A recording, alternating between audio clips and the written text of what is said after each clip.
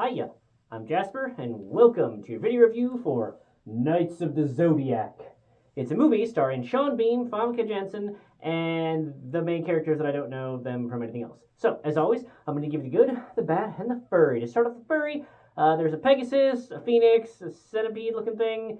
That's about it. Moving on to the good and the bad. So, this movie, with the style that it's shot in, it's by Toei Animation, so I didn't know this going in ahead of time, but it had to have been based off on anime because it's by Toei Animation, so clearly based off an anime. So the style that the moves are done in, and the kicks and the hits and how powerful they are, and the CGI, it's definitely got that live action anime feel to it.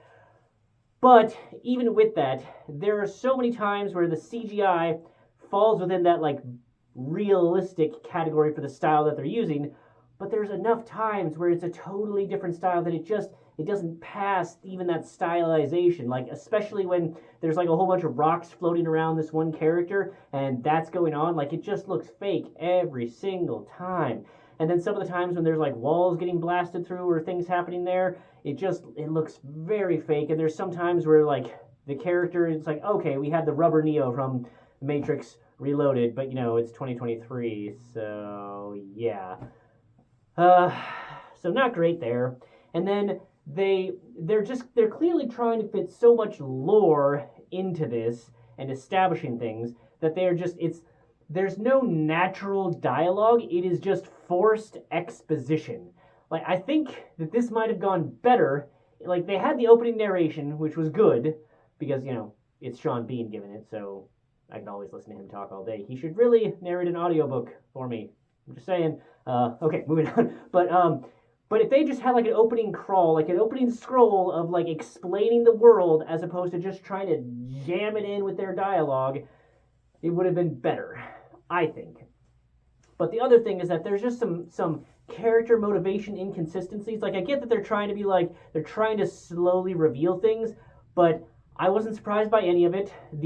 I guessed exactly what would happen for the entire rest of the movie very early on, and I was right pretty much the whole time. The only thing that I wasn't right on was a couple of characters powers, exactly how those would manifest or what those would do or who had or who didn't have them. But for the most part, who was good, who was bad, who would turn good or turn bad or already was, all of that, it's so by the numbers. There was nothing to hold my attention because I could just see where everything was going. And the dialogue was just so awkward in order to fit in these catchphrases that you're oh, that's a catchphrase they're gonna use at the end of the movie. Oh, now we're at the end of the movie. Yep, there it is. There's that thing that they were using callbacks because we get trying to sound clever, but we're not.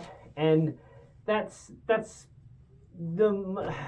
just most of the movie. It's the cliches on top of cliches on top of cliches that are just jammed together in a very not appealing way. I went to go see this movie, and I had trouble staying awake at some points. That's how bad it was. And it's not like I didn't get enough sleep. I was very awake before and after the movie, but just during it, it's just so by the numbers. So by the numbers. So, the main actor, really good looking, very buff. I don't want to say that it's him because I don't know that I've seen him in anything else, but I assume he's gotten other work. So I don't want to say that it's his delivery of it, because when you're given soap opera lines, you can only do so well with them.